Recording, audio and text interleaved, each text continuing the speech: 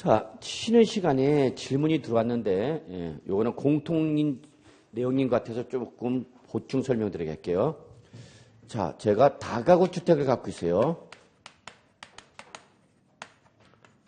다가구 주택. 그러면 다가구 주택은 건축법에 따르면 무슨 주택으로 분류하죠, 여러분? 단독 주택으로 분류하죠. 자, 그래서 여기 3층이 하면서 5가구의 제 다가구 주택을 갖고 있습니다. 그러면 이 다가구 주택을 소유할 때, 이 다가구 주택은 몇 주택으로 판정하라는 얘기, 여러분? 1주택으로 판정하라는 얘기예요, 1주택. 그러면 이 다가구 주택 소유자는 우리 1세대 1주택자 혜택을 받을 수 있다, 없다? 있다, 그 얘기, 여러분. 그러니까 다가구 주택을 갖고 있는 사람이라도 지금 본인이 여기서 뭐 하고 있고? 거주하고 있죠. 그리고 이거 뭘 줄 수 있어요, 여러분? 임대 줄 수 있죠. 다만 이제 요 임대 요건을 충족했냐 충족하지 못했냐에 따라서 이 등록 요 임대 요건을 충족하면은 종부세 과세에서 어떻게 하는 거고 제외하는 거고, 그죠?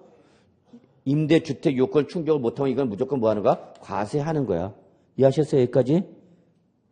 이해돼요? 네. 그래서 결론, 다가구 주택을 소유하고 있을 때 주택수 계산할 때는 몇 주택을 봐라? 단독주택 1주택 봐라 얘기야. 그러면 다가구 주택 소유자 1세대 1주택 혜택 받을 수 있다, 없다? 있다. 근데 나는 다가구 주택을 취득해갖고 이걸 통째로 뭐 할 수도 있어? 임대할 수도 있죠. 그럼 만약에 이거를 임대주택으로 신고를 했다는 얘기야. 다가구 주택을 매입해서 이걸 통째로 다 뭐 해버린가? 임대한가? 그럼 나는 임대사업자죠. 임대사업자 할 때 임대주택수를 계산할 때는 이때는 1주택으로 보지 말고 몇 주택으로 보라는 얘기야? 5주택의 임대로 봐라, 그 얘기야, 여러분. 이해하셨어요? 그래서 임대주택수를 계산할 때는 각각 구획된 부분을 하나의 주택으로 보는 거고, 그러면 결국 다가구 소유주택수를 계산할 때는 몇 주택이고 1주택, 임대주택수를 계산할 때는 5주택으로 보라, 그래요. 그러면 조금 구분이 되죠. 임대주택수를 계산할 때는 몇 주택으로 보는 거고 5주택의 임대로 보는 거고, 주택 수를 계산할 때 몇 주택의 소유로 보는 거고 1주택의 소유로 봐라, 그럽니다. 이해하셨나요? 예, 여기까지 합시다. 더 이상 이해 안 된다 그러면 내버려둬. 뭐 어쩔 수 없어. 예, 제가 설명을 못한 거니까 다음에 또 훗날 기약합시다. 예. 453쪽 갈게요. 이제 부동산 임대사업소득 갈게요, 여러분. 자, 부동산 임대사업소득은 여러분 한 문제 정도 나올 수 있습니다. 다만 매년 나오는 부분은 아니지만 최근에는 언제든지 나왔어요. 그래서 작년 쉬었어. 작년 쉬었기 때문에 저는 올해 충분히 나올 수 있고 또 개정됐어. 자, 그래서 일단 453쪽 맨 밑에 봅시다. 부동산 임대소득이란 부동산 등의 대여로 인하여 발생하는 뭐를 말한다, 밑줄? 사업소득. 그래서 거기 보시면 2번 부동산 임대소득은 사업활동에서 발생하는 소득이므로 2010년부터는 뭘로? 사업소득의 범위에 포함시켜서 과세한다 그랬죠. 그럼 그전에 어떻게 했냐? 그전에는 부동산 임대소득 따로 사업소득 따로 구분해서 과세했었어요. 그러다가 어차피 부동산 임대도 사업은 맞으니까 부동산 임대소득을 사업소득에 포함했어요. 그럼 그전에는 부동산 임대소득과 사업소득을 구분한 이유가 있었어. 요 부동산 임대소득의 특징이 뭐냐면, 부동산 임대소득의 특징이 뭘까요, 여러분? 이 부동산 임대소득은 이자소득이나 배당소득과 함께 이자소득, 배당소득, 그리고 요 부동산 임대소득을 세 놈을 합해갖고 옛날에 뭐라 했냐면 불로소득이라 했어. 이 세 가지, 이자소득, 배당소득, 배당소득, 그리고 부동산 임대소득, 요 세 가지를 합해서 뭐라고 그랬다고, 여러분? 불로소득. 여기서 불로소득은 뭐를 말하는 거예요, 여러분? 노동력을 제공하지 아니하고 그냥 단순히 시간의 경과로 인해서 발생하는 소득이야. 그러니까 얘는 그냥 뭐만 지나면, 시간만 지나면. 그래서 여러분 제일 해피한 소득은 바로 이거죠. 제일 해피한 소득은 바로 이 소득이야. 이자소득, 배당소득, 그 다음에 여러분? 부동산 임대소득이죠. 근데 이 특징은 또 뭐가 특징이냐면 얘들은 명의분산이 쉽죠. 자, 아저씨가 벌어온 돈을 예금을 하는가? 그럼 아저씨가 벌어온 돈을 예금할 때 꼭 아저씨 명의만으로 예금하는 건 아니잖아. 내 명의로도 하잖아. 이해하시죠? 무슨 말인지. 그러니까 소득 원천이지만 얘는 명의분산이 쉬워. 배당 투자할 때도 아저씨가 벌어온 돈으로 주식 투자할 때 4명이로 투자하는 거죠. 그리고 이제 쪽박 차는 거죠. 그리고 이제 이혼 도장 찍님 아니 막 그러는 거야, 이제. 연예인들 다 주고 그러잖아요, 여러분. 또 부동산 취득해서 임대 줄 때 이걸 명의를 분산하는 거죠. 그래서 이 특징은 이 세 가지는 시간의 경과로 인해서 발생하는 소득이고 특히 뭐가 가능하니까 명의 분산이 가능하기 때문에 요거를 명의 분산을 통해서 빠져나가는 걸 못하기 위해서 얘들은 세 가지를 묶었고 뭐냐면 부부 단위로 합산과세했어. 예전에 무슨 단위로? 부부 단위. 그러니까 남편 명의, 처의 명의를 부부 분산해서도 합산해서 과세해버렸다고. 이해하셨죠? 남편 명의로 했으나 그 다음에 처의 명의로 했으나 원래 소득 기술자는 다르기 때문에 따로따로 과세해야 되는 게 원칙인데 요 세 놈은 합산해서 과세했다고. 근데 이게 헌법재판소에서 유언 판결을 받았어. 무슨 유언 판결을 받았냐? 야, 우리나라 부부 별산제도 인정해 안 해? 우리나라 부부 별산제도 인정한단 말이야. 부부 각자의 재산 소유를 인정해 안 해? 한다니까? 남편 거는 남편 재산이고 처는 처의 재산 거야, 여러분. 몰랐어? 남편 건 남편 거고 처 건 처 거야, 여러분. 그래서 이혼할 때 남편 건 남편 거 갖고 처는 처 거 갖고 가는 거야. 그리고 그 중에 부부 공동 소유 재산은 이제 분할 청구하는 거고요. 해보면 알아. 해보면 알아, 확실하게. 그러다가 이게 헌법재판소 유언 판결을 받아갖고 이제 무조건 명의를 분산해도 소득자별로 무조건 구분해서 과세합니다. 합산 과세해 못해? 못해. 이제 지금은 합산 과세 못해? 무조건 소득자별 과세야? 그러면 여러분 소득세 줄이면 어떻게 하면 좋아? 명의를 분산하면 되겠죠. 자, 이거야, 여러분. 아저씨가 직장을 다녀서 근로소득이 발생하고 있어.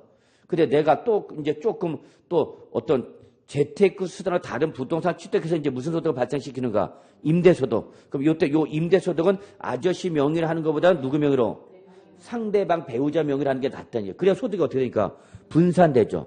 그래 누진세율 하에서는 소득이 분산돼서 낮은 세율 적용하니까. 네, 그래서 여러분 최근에 가장 기본적인 것이 바로 요 부동산 임대소득이죠. 그래서 갑시다. 결론 지금 부동산 임대소득 사업소득과 분리하여 과세한다. 사업소득에 포함하여 과세한다. 사업소득에 포함하여 과세합니다. 이 남자들은 속성상 항상 가족을 먹여 살려는 입장이기 때문에 끌고 나가죠. 그래서 저도 고민합니다.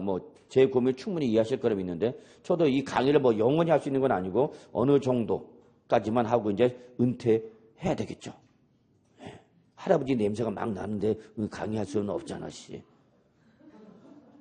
싫어할까, 좋아할까? 상관없어? 갖고 부동산 임대소득이라 그래도 상관없다고? 그러면 은퇴를 고려해야 되겠죠? 자, 그럼 은퇴 후에 어떤 소득이 있어야 될 거냐는 얘기죠. 그럼 바로 이것이죠. 이자, 배당, 부동산 임대소득이죠. 그래서 여러분 항상 어느 정도 목돈이 마련하면 빨리 뭐 하나 사야 돼? 부동산 조그만 임대 수익형 부동산 하나 있어야 돼. 그래서 저는 무조건 살 겁니다. 사야죠. 그리고 제일 좋은 건 임대소득의 가장 큰 메리트는 뭐야, 여러분? 부동산 임대소득의 가장 큰 메리트는 뭘까, 여러분? 자, 봐. 부동산 투자할 때 가장 큰 메리트는 첫째, 인플레이션 해치 효과가 발생하죠. 이거 투자론에서 배울 텐데 부동산 투자할 때. 부동산 투자할 때 가장 큰 메리트는 인플레이션 해치 효과가 발생한다. 물가가 상승하면 물가 상승한 만큼 부동산도 어떻게 한다고? 올라간다고. 근데 내 소득은 안 올라가잖아. 그러니까 내 소득은 감소가 되잖아. 물가는 올라가는데 내 소득은 변함이 없으면은 내 소득은 변함이 없어. 근데 물가는 어떻게 해? 올라가죠. 그럼 내 실질 소득은 어떻게 되는가? 감소되는 거죠. 근데 부동산 가격은 물가 올라간 만큼 올라가는 거죠. 주택가격이 계속 비례해서 올라가 물가에서. 옛날에 1,000만 원대도 주택을 샀죠. 그러다 억대로 넘어가죠. 지금 1억대가 안 되죠. 5억, 10억 막 이렇게 올라가잖아. 둘째, 그보다 더 좋은 건 뭐죠, 여러분? 임대사업일 때? 시간이 많죠. 시간이 많죠. 즉 부동산 임대소를 한 달에 몇 번만 바쁘면 돼? 하루만 바쁘면 되죠. 어떤 날? 월세 받는 날만 돌아다니면 되죠. 1층부터 꼭대기까지 한번 싹 돌면 되는 거잖아. 그럼 나머지 29일은 뭐 해야 되는가? 놀아야죠. 그러니까 어디 가고? 산에 가고 여행 가고 인생을 즐기는 거죠. 여러분, 인생 그렇게 길지 않아요. 100세야. 100세 인생이면 저는 그렇게 생각합니다. 즐겁게 살다 가는 게 제일 좋은가? 나 와갖고 그냥 그래도 재밌게 살다 갔다. 그렇게만 만족하면 되겠죠? 뭘 더 요구하는데? 원하는 게 뭔데? 그죠? 그냥 와서 재밌게 살다 간다. 그러면 됐잖아요, 여러분. 너무 크게 많은 욕심 내지 마세요. 자, 그래서 부동산 임대소득 갑시다. 그래서 몇 문제? 하나. 그러면 우리 부동산 임대소득에서 나올 거 정리하면 전체 범위. 부동산 임대소득의 범위. 둘째, 비과세와 분리과세. 셋째, 사업소득 금액 계산.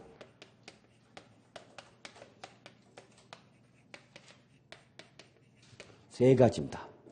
자, 이 중에서 난이도 따지면 여러분, 난이도가 아니라 중요도를 따진다면, 중요도, 요거는 별표 하나.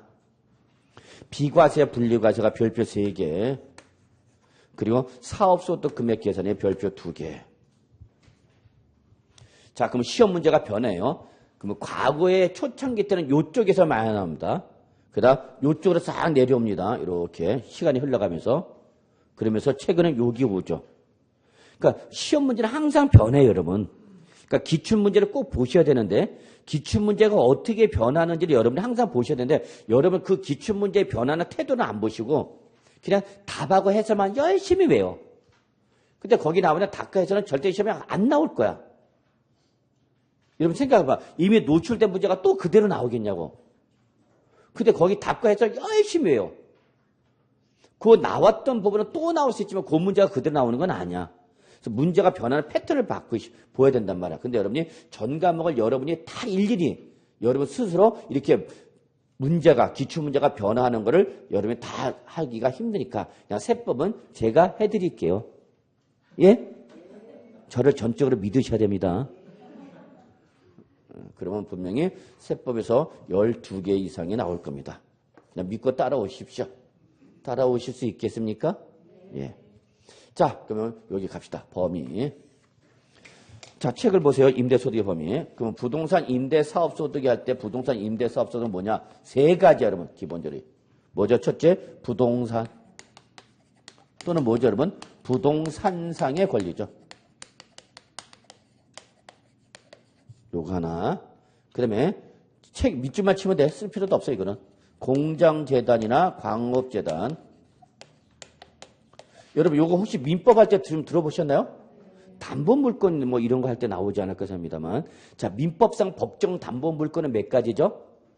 민법상 법정 담보물건은 세 가지죠? 아시다시피 뭐 여러분, 질권, 저당권, 유치권이죠. 그러니까 여기 나오는 공장재단이나 광업재단은 이거는 담보물건입니다만 민법상 담보물건이 아닙니다. 민법에서 인정하지 아니하는 담보물건이죠. 아니 민법에서 담보물건 세 가지잖아. 뭐 질권, 저당권, 유치권 세 개밖에 없잖아. 민법에서 저당권, 담보물건은. 공장재단, 광업재단은 민법에 나와 있어, 안 나와 있어? 안 나와 있어. 근데 한단 말이야. 왜 하는가 이거?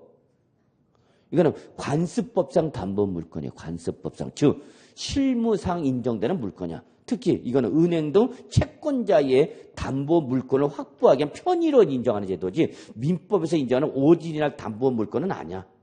실무상 채권자의 담보 설정을 편의를 위해서 하는 거죠.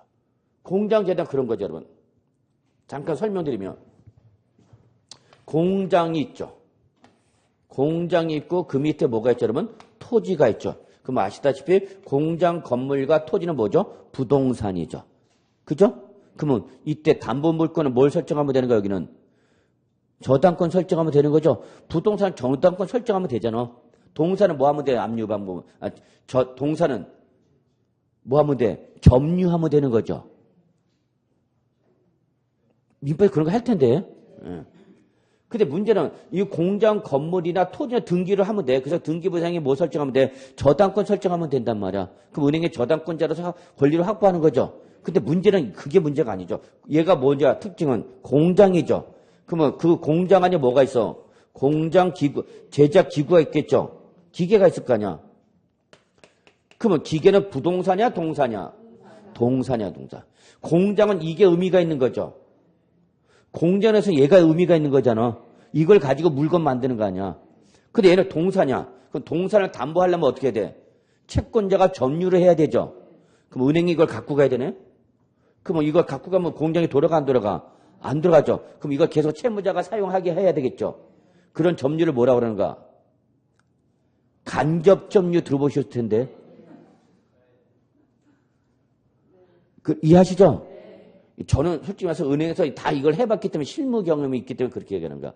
그러면 은행에서는 이걸 대출해 주는데 가장 공장의 의미는 뭔데? 기계인데 얘를 지금 저당권을 설정하자니 등기는 안 되고 채권자인 은행이 내가 점유를 해야 돼. 그럼 갖고 가야 된다면 은행이. 그죠? 그럼 공장이 돌아가 안 돌아가? 안 돌아가. 그럼 얘들 계속 사용하게 하는 거죠. 근데 공장 기계가 하나야? 수많은 기계야. 수많은 기계야. 그 관리를 할 수가 없어. 그거 어떻게 하냐? 요거를 뭐 하는 거야, 여러분? 목록표를 만드는 거죠. 리스트. 그리고 요걸 가지고 뭐 하는가? 등기를 해버리는 거죠. 이게 바로 뭐 여러분? 공장재단. 그래서 이거 공장재단, 광업재단은 민법에서 인정하는 법정 담보 물건이 아니라 은행 실무상 편의로 인정하는 겁니다. 그 다음에 마지막 광업권자, 조강권자 또는 떡대가. 자, 뭐가 나왔죠? 그러면 여기는 채굴에 관한 권리야. 광업권자, 조강권자, 떡대 여러분 들어보셨어요? 덕대. 덕대가 뭐예요, 여러분? 광산이라는 게 특징이야, 광산. 요거를 예전에 일본 말로 뭐냐면 십장. 노가다 하는 사람들이 있죠. 그러면 덕대. 이 덕대는 뭐냐? 예전에 십장으로 생각하시면 돼요. 그 광부들 뭐 하는 사람이 통솔 하는 사람 있죠, 이렇게. 십장은 뭐야? 10명 중에 1명 대장이란 거야. 십장은, 그죠? 십장은 10십자의 장이란 얘기야. 10명 중에 대장이 되는 사람이야. 이걸 뭐라 그래? 십장. 근데 이런 십장들을 우리는 뭐라고 표현한다 그러면 덕대. 그럼 이 사람들을 관리하는 사람들이죠. 그래서 여러분 이런 말 옛날에 많이 했어. 저 사람 떡대 좋은데. 응? 저 사람 떡대 좋아 그래. 떡대가 좋다는 건 뭐야? 체격이 좋다는 거죠. 그러니까 이 다른 사람들을 관리하는 사람들 보면 체격이 다 커 작아. 커. 그래서 덕대란 말이 여기서 나온 거야. 떡대 좋다. 뭐 확인할 수는 없어. 그래서 이렇게 광업권자, 조강권자 또는 떡대가 뭐 여러분 채굴에 관한 권리를. 자, 결론. 여기는 반드시 이 말 넣어야 돼. 뭐 대여. 이게 포인트야. 이를 대여하면서 발생하는 뭐예요, 여러분? 소득이라서 부과된 사업소득이 바로 뭐다, 여러분? 부동산, 임대, 사업소득. 자, 그러면 우리 시험 대비는 요것만 보시면 돼요. 부동산과 부동산에 관한 권리만 보시면 되고, 요거는 제목만 기억하시면 돼요. 더 이상 들어갈 필요 없어요. 자, 그럼 이때 부동산 봅시다. 이때 부동산 임대 사업소득세 과세 대상의 부동산은 여러분, 얘는 장난칠 게 없어. 어디서나 하여튼 부동산은 뭐야, 여러분? 사실상의 모든 토지와 건물을 말하는 거기 때문에 취득세, 또 재산세, 종부세, 양도세, 부동산 갖고 장난치지 않아. 칠 게 없다니까? 왜? 사실상의 모든 토지와 건물은 다 과세 대상이 되죠. 그러니까 무허가 건물 임대 줬어. 그래서 월세 받았어. 과세해야 돼, 안 해야 돼? 해야 되죠. 무허가 건물이 중요한 게 아니라 임대라는 게 중요한 거야. 임대소득이. 자, 여러분 지적공부에 지목이 등기되지 않은 토지를 임대 줬어. 미등기 토지 임대했다. 그래서 뭘 받았어? 소득. 과세해야 돼, 안 해야 돼? 해야 돼. 그래서 여러분 이거는 끝. 그래서 시험 대비는 여러분 요걸 보셔야 돼요. 뭘 보라고요? 부동산에 관한 권리를 요걸 잘 보셔야 돼요. 그러면 임대사업소득세 과세대상이라는 부동산 권리. 자, 책 보세요. 뭐를 말하죠, 여러분? 전세권. 또 뭐 여러분? 임차권. 이거는 그냥 기억만 하시면 돼요. 그 다음에 이걸 보셔야 돼요. 지상권과 지역권을 보셔야 돼요. 시험에서 지상권, 지역권이 중요한 겁니다. 그래서 여러분, 지상권 지자, 지역권 지자, 지지를 기억하시면 돼요. 지지? 그랬잖아. 엄마가 어렸을 때, 애가 주워 먹을, 그러면 주워 먹을, 이 지지 그랬죠? 자, 그러면 이때 지상권과 지역권이 나오면 여러분 반드시 확인할 게 있어. 이게 작년에 개정된 거죠. 이 지상권과 지역권이 공익사업과 공익사업을 위한 토지 등의 취득 및 보상에 관한 법률 등 공익사업과 관련이 있냐 없냐를 반드시 확인하셔야 합니다. 그래서 공익사업과 관련이 없는 지상권, 지역권을 대여하거나 설정함으로 해서 발생한 소득은 이거는 부동산 임대사업소득이고요.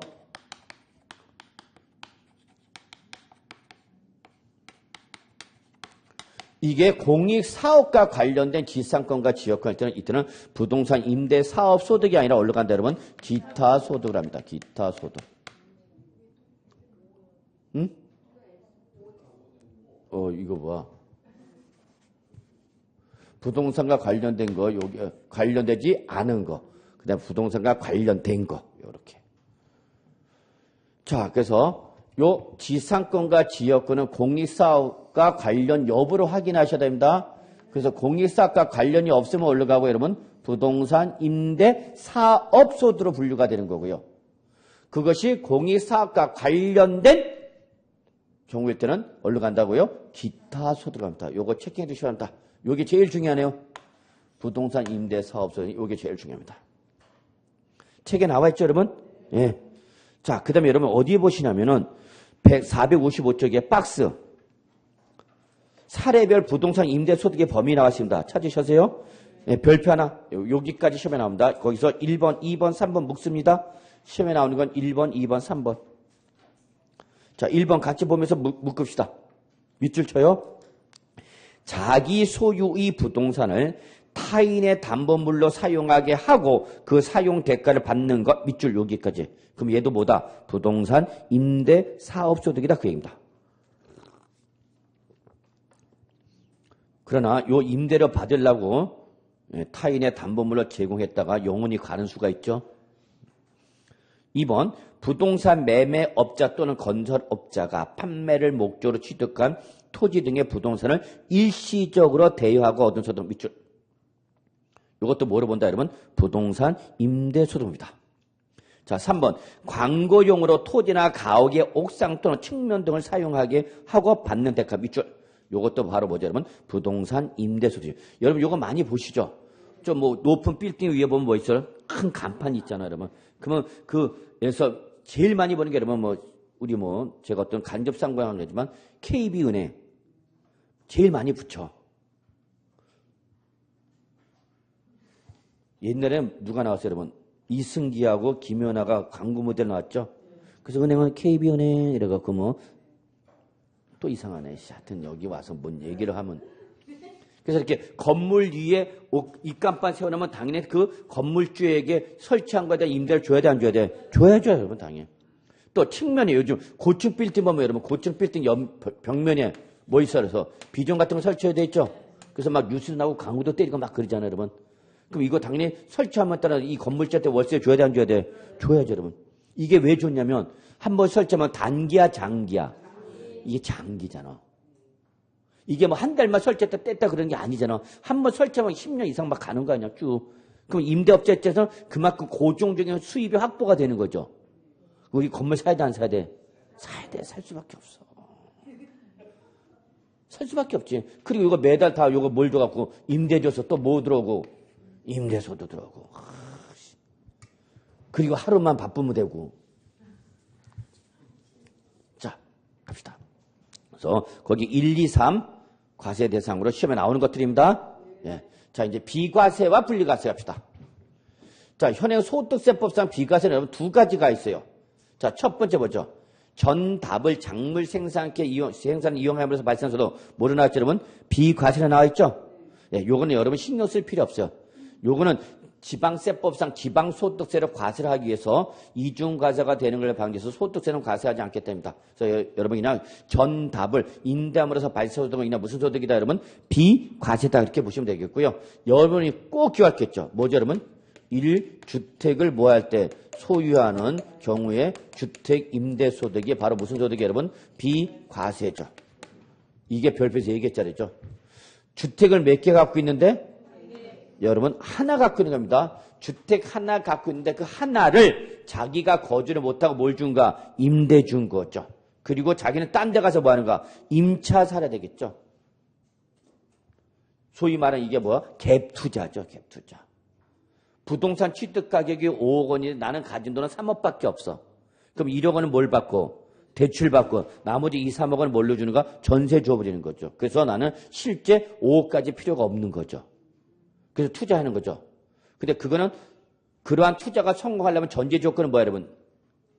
부동산 가격이 어떻게 돼? 상승하는 걸 전제로 해야 되는가? 하락하면 이때는 역레버리지 효과가 발생하죠. 여러분 부동산 투자 때 레버리지 효과 배우셨죠? 응. 레버리지 효과 뭐야? 지렛대 효과. 이렇게 표현하면 촌스러운가? 아니 전문가답게 전문용어를 사용하면서 얘기를 하지. 지렛대 뭐 어쩌라고 지렛대 갖고. 지렛대 어떡하라고. 레버리지는 여러분 쉽게 생각해서 뭐 생각하시면 돼? 부채. 즉 타인 자본 사용에 따른 자기 자본 수익률이 상승되는 효과 레버리지 효과라고 그러는 거죠. 이 정도는 해줘야지. 그걸 지렛대 효과라고 그러냐. 지렛대 효과는 뭘 사용함에 따라서 타인 자본 사용함에 따라서 뭐 자기 자본 수익률이 어떻게 되는가? 올라가는 거죠. 내가 100을 투자해서 10을 벌어들였어. 그럼 수익률은 몇 프로야? 10%죠. 그런데 나는 요 100을 50을 은행에서 대출받고 내 돈 얼마? 50을 가지고 100을 투자해서 얼마 벌어들였어? 10. 그러면 자기 자본 수익률이 여기는 몇 프로가 되는가? 20%가 됐죠. 투자 금액은 둘 다 얼마인데? 100이죠. 근데 하나는 내 자본으로 다 한 거고 하나는 타인 자본, 은행에 대출받은 거죠. 그렇죠? 그러면 투자 금액이 둘 다 100인데 하나는 자기 자본으로 한 거고 요거는 뭘로 한 거고 타인 자본 사용한 거죠. 그러면 자기 자본일 때 수익률은 몇 프로인데? 10%인데 타인 자본을 사용하니까 내 자기 자본 수익률은 몇 프로 되는가? 20%죠. 이게 바로 뭐야 여러분? 레버리지 효과죠. 근데 이 레버리지 효과는 뭐가 전제가 돼야 되는가? 뭐가 수익이 발생하는 걸 전제로 하는 거죠. 오히려 뭐가 발생하면 손실이면 손실률이 높아져 작아져? 더 높아지죠. 자기 자본 때 손실이 마이너스면 그냥 10%잖아. 이게 뭐라면? 마이너스라면. 그러면 자기 자본 때 수익률은 마이너스 10%죠. 근데 타인 자본은 마이너스 몇 프로가 됩니까? 20% 되죠. 그리고 오히려 손실률이 더 커지는 거죠. 그러니까 항상 레버리지 효과는 뭐를 전제하는가? 수익이 발생한다는 걸 전제로 해야만 의미가 있는가? 그렇죠? 네, 그러면 이때 보세요. 주택을 몇 개 갖고 있어야 돼? 하나 갖고 있어야 돼. 그걸 뭘 줬어? 임대 줬죠. 그럼 임대를 받아갖고 나 딴 데 가서 임차료 줘야 되겠죠. 그럼 받아서 딴 데 주니까 쌤쌤이죠. 그래서 이때는 과세를 하마 안 하마? 안 하마. 근데 주의해야 될 게 뭐예요 여러분? 자, 갑은 A주택과 B주택을 갖고 있어요. 여기서 거주하고 있어요. 요거 임대 줬어요. 몇 주택을? 1주택 하나 줬어. 자, 이때 요 임대소도 과세 비과세요? 과세다고 과세. 비과세 받으면 주택수 자체가 몇 개 된다고? 하나여야 된다고. 이해하셨죠? 예. 그래서 1주택의 임대소득은 뭐다 그러면 비과세. 근데 시험은 여기서 나오죠. 뭐가? 단 1주택이라도 첫째 무슨 주택이거나 여러분? 고가주택이거나 또는 무슨 주택이면? 구의 소재 주택이면 이때는 비과세 해주고 안 해주고? 안 해주고 뭐죠 여러분? 과세죠. 자, 여기서 주의사항이 있죠. 첫째, 시험은 여기 나오죠. 그럼 이때 비과세가 배제가 되는 고가주택이라는 정의까지 물어보죠. 책 보세요. 이때 비과세가 배제되는 고가주택은 뭐죠? 어느 날 현재? 과세 기준이랴? 과세 기간 종료이랴? 과세 기간 종료이랴? 과세 기준이 아니다고. 또는 당해연도 중에 뭐 했으면 이 부동산을 양도했으면 어떤 날 현재? 양도 현재죠. 그럼 여기서 과세기한 종료는 구체적으로 언제를 말하는가? 12월 31일을 말하는 거죠. 저거 과세기한 종료는 12월 31일을 말하죠. 왜? 소득세는 무슨 세니까? 기간세 언제부터? 1월 1일부터 12월 30일이니까 과세기한 종료는 12월 30일이죠. 이날 현재 얼마 초과하는가? 9억 원 초과하는 걸 말하는 거죠. 이때 9억 원은 무슨 가액을 기준해서 따졌을 때 얘기야? 실질거래가액이야? 실질거래가액이야? 아니, 기준시가죠. 이거 놓치면 안 되죠. 그럼 이 고가주택은 여러분 우리 부동산 임대 사업 소득에서만 발생하는 것이 아니라 어디에서도 발생하죠? 양도소득세에서도 나왔죠. 고가주택. 양도소득세도 고가주택은 얼마 초과야? 9억 원 초과죠. 근데 양도소득세에서 9억 초과는 뭘 갖고 따져? 그쵸? 양도소득세는 실가죠. 이런 거 차이점을 느끼셔야 됩니다. 이런 차이점을 명쾌하게 구분하면서 공부를 하셔야 절대 고사장에서 당하지 않습니다. 그냥 뒤 섞여 있으면 돌아버리는 거야. 자, 그 다음에 무슨 주택이죠, 여러분?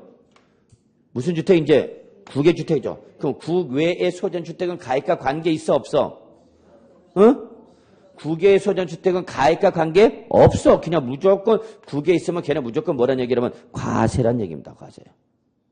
이해하셨죠? 그래서 그 1주택이 무슨 주택에 해당하거나 고가주택, 고가주택은 국내 걸 말하는 거죠?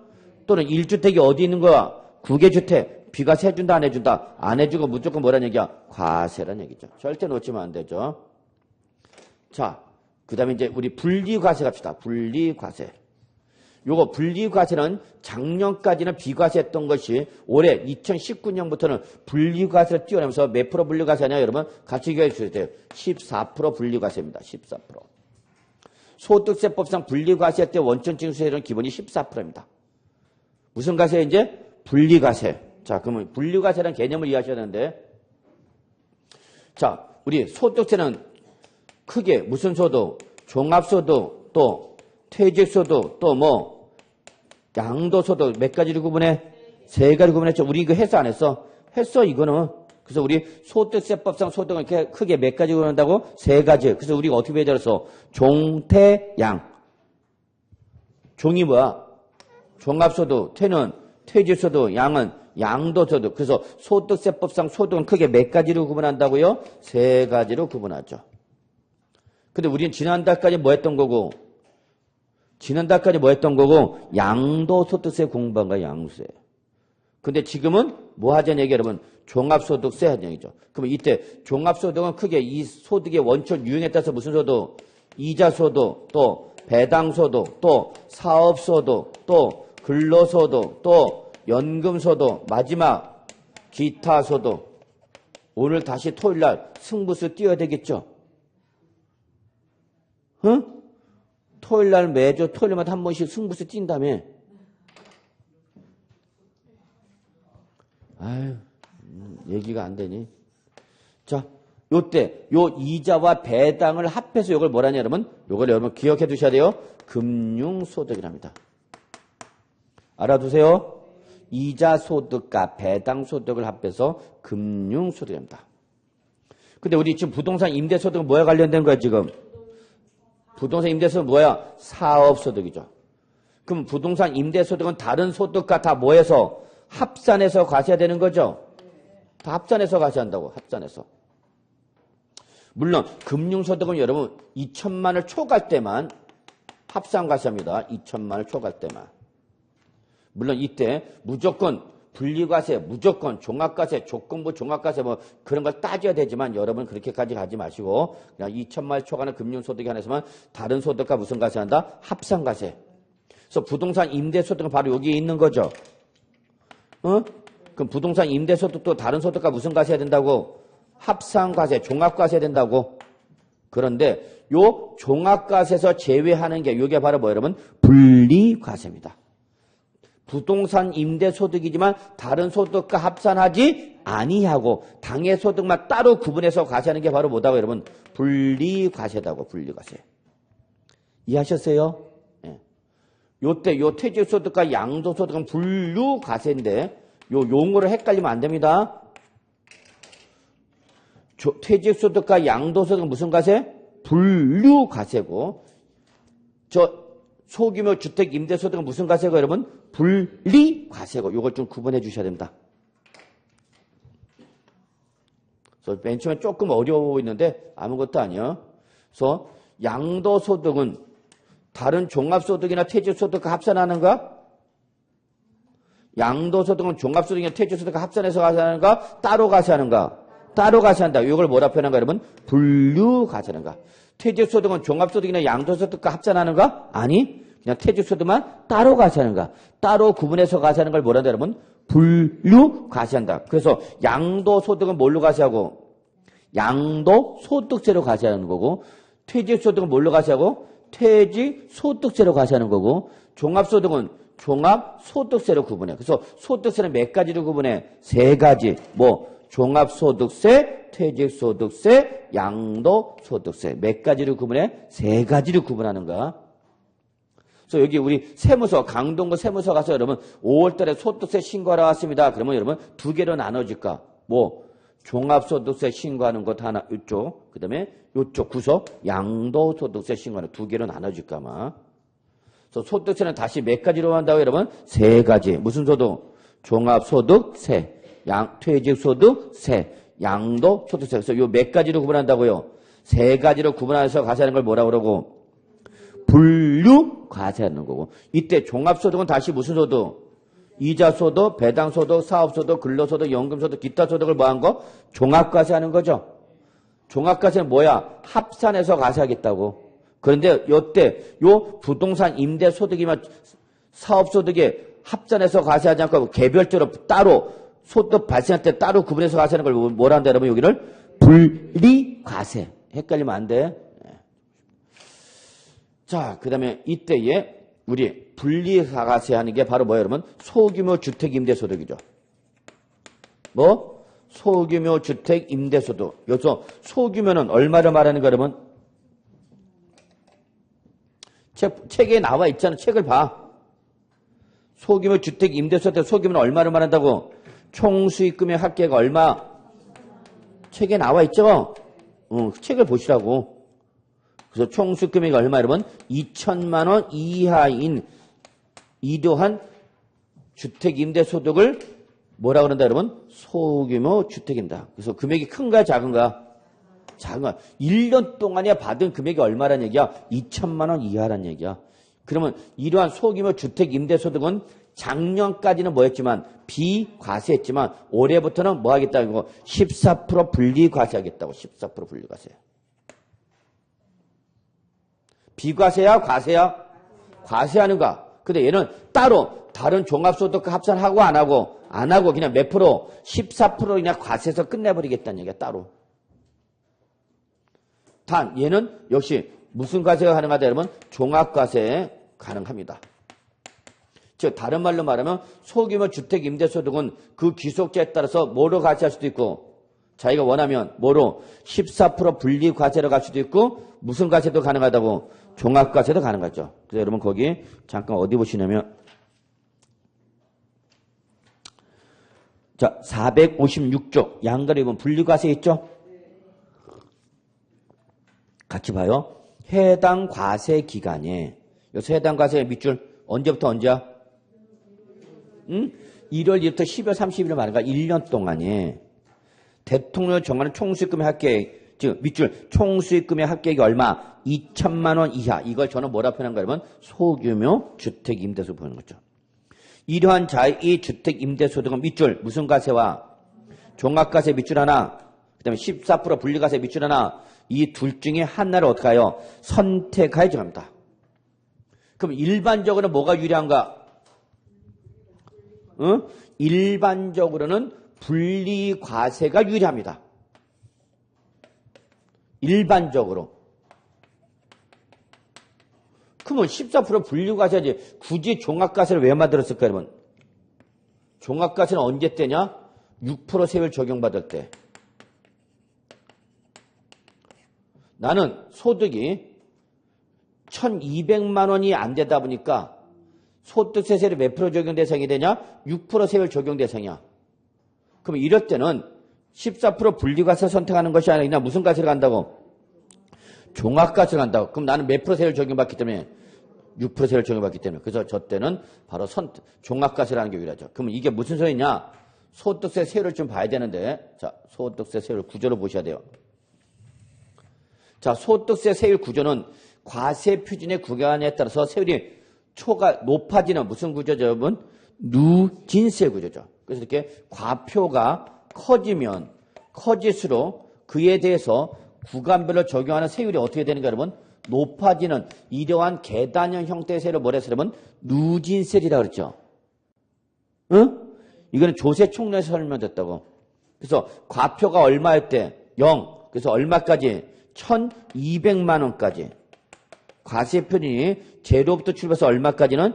1200만 원까지는 몇 프로 세를 적용하느냐? 6% 세를 적용해요, 여러분. 6%. 그리고 1200을 초과해서 4600만 원까지 해당하면 얼마? 4600. 여러분 잠깐 책 어디 보시냐면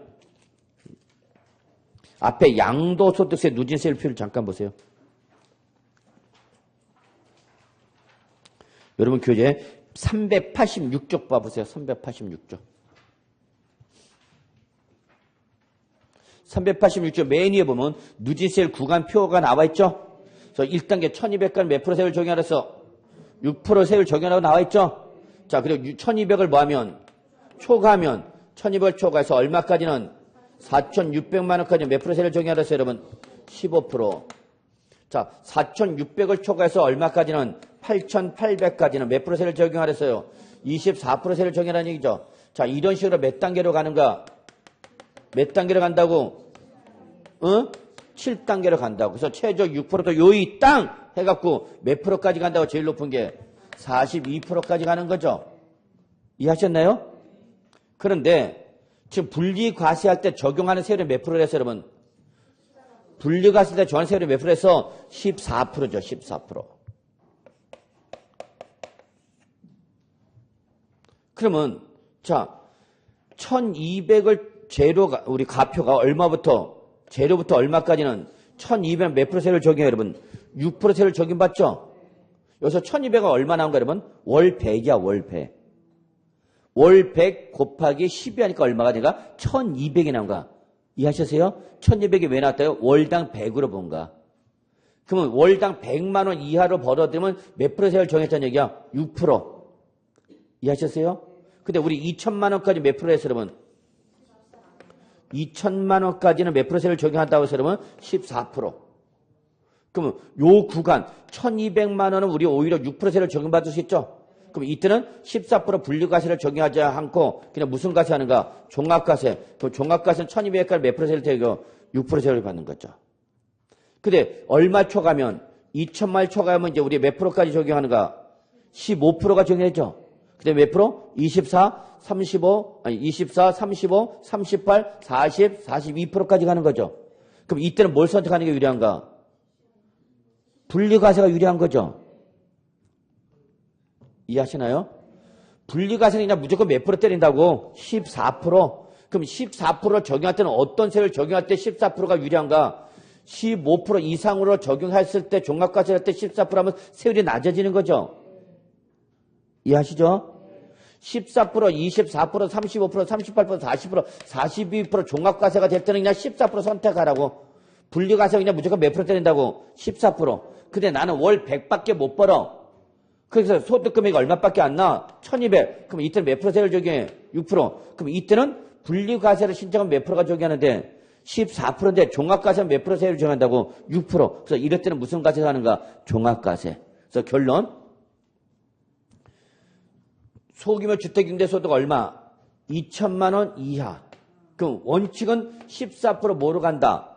분리과세인다. 이렇게 정리해. 근데 소득이 요 총수익 금액이 얼마? 1200만 원이 발생해서 얼마 세율을 적용할 때는 6% 세율 적용 대상할 때는 이때는 분리과세를 선택하지 말고 뭐를 선택하라? 종합과세 선택하라는 얘기야. 그럼 이때는 몇 프로 세율 적용받으니까 6%. 그럼 세율이 낮아져 안 낮아져? 낮아지죠. 그래서 여러분 소규모 주택임대소득은 무슨 과세와 분리과세와 종합과세를 뭐 할 수 있다? 선택할 수 있다는 얘기죠. 특징 오케이? 절대 놓치면 안 되죠. 자, 그래서 다시 어디로냐? 456쪽 오셔야 됩니다. 자, 그 다음에 여러분 457쪽에 요거 하나 봅시다. 우리 비과세를 받으려면 몇 주택이 된다고 했죠, 여러분? 비과세 받으면 몇 주택이 된다고 했죠, 여러분? 1주택. 이때 요 1주택 수 어떻게 계산할 거냐? 그게 바로 여러분 교재 주택수 계산 나와 있죠. 박스 보세요. 별표 하나. 450조 별표 하나.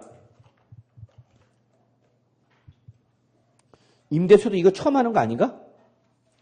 했었나, 지난번에? 했었어? 예. 그러면 그냥 순서 들어갈 거 잘못했구나. 자, 450조. 자, 주택수 계산. 근데 당신이 왜 표식 하나도 안 돼 있어? 안 왔지? 안 왔어, 한 번. 뭐 할 때 한 번 안 왔어. 왜 책이 없어, 임대소득은? 당신 책 안 됐으니까 안 한 걸 줄 알고 했더니 여긴 책 다 돼 있잖아, 표시가. 그래서 여러분 결석했는지 안 했는지 책 보면 다 압니다. 그래서 457조 요거 그냥 갑시다. 어차피 봤으니까 마무리합시다. 네. 자, 봅시다. 다가구 주택 밑줄. 다가구 주택을 소유하면 몇 주택의 소유를 계산하냐? 밑줄 한 개의 주택. 이게 원칙이야, 여러분. 그 다음 건 보지 마세요. 신경 쓰지 마요. 원래 다가구 주택은 구분등이 안 되니까. 자, 두 번째 공동 소유주택. 주택은 몇 개인데? 하나인데 사람은 몇 명이야? 2명 이상. 그럼 누구 거로 볼 거냐? 이게 제일 시험에 잘 나와. 밑줄. 그럼 이때는 누구야? 지분이 가장 큰 자. 예, 빨리 해야 되겠네, 그러면. 자, 그 다음에 세 번째. 근데 지분이 가장 큰 자가 그 밑에 박스 밑에 몇 명 이상이면 2명 이상이면 그때는 그 중에 누구야? 그때는 어떻게 하라고? 각각. 밑줄 각각. 다만 이때 지분이 가장 큰 자가 2명 이상인 경우로서 그들이 합의해서 그들 중 누구를 1인을 당해 주택이 뭐로 임대 수입의 기속자로 정했던 그의 소유를 계산한다. 즉 한 사람으로 몰빵할 수 있다 없다? 있다 그 얘기야. 그다음에 네 번째가 본인과 배우자. 누구죠 여러분? 부부가 소유할 때는 어떻게 하라? 주택 수를 계산할 때 합산해서 계산하라. 그럼 이게 뭐냐? 자, 남편 명의로 주택 하나 있고 부인의 명의로도 비주택 하나 갖고 있대. 그럼 이때 이렇게 주택수를 계산할 때 비록 귀속자별, 소득 귀속자별이지만 주택수를 계산할 때 부부는 어떻게 하라고요? 합산하라. 그럼 몇 주택을 보라는 얘기야? 2주택을 보라는 얘기야. 부부일 때는. 그럼 이때는 1주택에 대한 비과세를 받을 수 있어 없어? 없죠. 자, 이렇게 보시면 되고요. 자, 그 다음에 5번 부동산 임대소득 금액 계산합시다. 이것도 다 했죠? 그러면 지난번에. 예. 아는 것처럼 가만히 있냐 근데. 자, 사업소득 금액 합시다. 별표 2개. 그러면 여러분 우리 세법에서 무슨 말이 나오면 금액이 나오면 여러분 금액이 나오면 얘는 1월 1일부터 12월 31일 몇 년 동안 1년 동안 발생한 무슨 금액에서 여러분 총수익 금액에서 이 총수익 금액을 얻기 위해서 희생된 뭐를 필요 경비를 뭐한 금액이 여러분 뺀 금액을 하죠. 이거 잡으셔야 됩니다. 총수익 금액에서 필요 경비를 뺀 금액을 한다. 그러면 시험에는 얘가 나오는가? 총수익 금액. 자, 총수익 금액 몇 가지로 구분하죠, 여러분? 4가지. 총수익 금액 몇 가지? 4가지. 첫째, 뭐죠, 여러분? 임대료. 둘째, 뭐죠, 여러분? 간주 임대료. 셋째, 뭐죠, 여러분? 관리비. 여기까지가 정상적으로 발생하는가? 그리고 이례적, 일시적, 우발적으로 발생하는 게 바로 뭐 여러분? 보험 차익이죠. 얘는 여러분 화재 났을 때 생각하시면 돼요. 임대료는 뭐를 말하는 거죠, 여러분? 임대료는 뭐예요, 여러분? 월세. 저거 헷갈리면. 그럼 월세는 무조건 과세해야 돼, 안 해야 돼? 해야 되는 거죠. 미리 받았으면 미리 받은 그 기간 안분 계산해야 되겠죠? 선세금은 안분 계산. 선세금은 미리 받은 임대를 말하는 겁니다. 그러면 이건 기간별로 안분 계산해야죠. 자, 이래서 9월 1일 날에 1년치 120만을 받았대. 1200만을 받았대, 여러분. 9월 1일 날에 1년치 얼마를 받았다, 그러면? 1200. 이런 임대는 깔끔한 거야. 그죠? 월세를 1년치 한 번에 받죠. 그래서 여러분 중에서 조금 임대에 관심이 있으면서 영어 정도는 좀 할 수 있다. 그러면 외국인 대상으로 하는 임대 사업도 괜찮습니다. 외국인은 전세 개념이 없기 때문에 월세 렌털 개념이죠. 특히 미군 장교도 미군들은 대상이 뭐냐? 1년치를 그냥 선불로 끝내버립니다. 1년치 그냥 월세를 내버린다. 전세금, 보증금 없어. 걔는. 1년치 렌탈 딱 내. 그 대신 그 대가로 걔들은 관리비, 뭐, 전기료, 수도 이런 거 안 냅니다. 1년치 먼저 낸 대가로 관리비 이런 거 안 낸다고. 그냥 그걸 끝이야, 그냥. 그리고 1년 동안 살든지 말든지 임대업자를 그렇게 크게 신경 안 쓰는데 나갈 때 집 안 망가뜨리면 돼. 집 망가뜨리면 이제 아정내야 되는 거죠. 자, 그래서 괜찮습니다. 그래서 제가 이태원에서 하신 분은 좀 알고 있는데, 예. 아, 깨끗하대. 자기는 내국인 상대를 못 하겠대. 그게 재미 붙여갖고. 예. 자, 죄송합니다. 그냥 갑시다. 자, 간주 임대료. 간주 임대료. 간주 임대료, 임대료 뭐였죠, 여러분? 간주에서 가서 하겠다는 얘기죠? 그래서 간주 임대료 뭐죠, 여러분? 전세금이나 뭐일 때 보증금에 대해서 이 전세금과 보증금은 월세가 아니죠? 이거는 임대인의 부채야, 부채. 나중에 전세 기간이 끝나거나 임대차 기간이 끝나면 임차인한테 돌려줘야 되는 거죠. 일시 예치금이야, 일시 예치금. 그리고 끝나면 돌려주고 목적물 반환받아야 되는 거죠. 근데 요거를 은행에다 예금하면 뭐가 발생해? 이자. 그럼 요거를 뭐로 보겠다? 월세로 봐서 가져야겠다. 이게 바로 뭐야, 여러분? 간주임 되는 거죠? 자, 시험은 이게 나오죠. 이게 봐. 그러면 이때 이게 상가 등에 대한 임대료일 때와 주택일 때 임대료 구분하시라고 그랬죠. 그래서 상가 등의 임대 때 무조건 과세라고 그랬죠. 응? 상가, 토지 등일 때 무조건 과세야 간주임대료. 그러나 뭐일 때는 주택일 때는 과세하는가 안 하는가? 안 한다고 그랬죠. 과세 안 해? 주택일 때는. 서민들의 주거생활안전목적상. 다만 무조건 과세를 안 하면 다주택자가 너무나 혜택을 받을 수 있게 되니까 예외적으로 얼마? 몇 주택 이상? 3주택 이상을 소유하면서 받은 금액이 보증금 등이 얼마 초과하면 3억 원을 초과하면 이때는 예외적으로 과세한다 안 한다? 한다. 이때는 주택이라도 간주임대료 계산해야 안 해? 하는 거죠. 그래서 여러분 여기서 꼭 기억할 게 뭐냐면 3, 3위 기억하라고 그랬죠? 네. 다만 여기서 주택수를 계산할 때 전용 면적이 얼마고 60제곱미터야? 40제곱미터지 40제곱미터. 그러면서 기준시가는 얼마? 2억 원 이하인 소형 주택은 주택수 계산할 때 포함하라 제외하라? 제외하라. 그래서 여러분 여기 4번은 꼭 기억해주죠. 자, 그래서 이렇게 주택이 때는 간주임대료 계산해야 되는 거죠. 그럼 여러분 그거 보시면은 잠깐 어디 보시냐? 459쪽 보세요. 458쪽 하고. 자, 458쪽 하단에 간주임대료 계산 구조 나와 있죠. 응? 그러면 요 458쪽은 저거 주택에 대한 간주임대료죠. 응? 458쪽에 간주임대료 계산 구조 박스 나와 있잖아. 그거는 주택에 대한 간주임대료다고. 그 주택. 앞에다 붙이라고 주택. 근데 459쪽 또 간주임대료 또 나와 있잖아. 응? 그거는 뭐야? 주택을 제외한 부동산, 즉 상가 등에 대한 간주임대료. 그러니까 주택에 대한 간주임대료와 상가 등의 간주임대료 계산 구조가 같다 다르다? 지금 다르다. 그걸 보여주실 건가?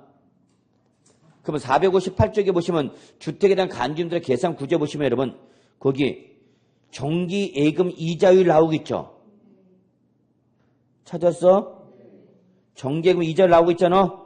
네, 그래서 이렇게 그 보증금에다가 정기예금 이자를 곱해서 월세가 나오는 걸 보는 거죠? 이때 정기예금 이자는 우리 책에 보면 몇 프로 됐어요, 여러분? 1.8% 돼 있죠? 찾으셨나요? 밑에? 네, 그 1.8% 고칩니다.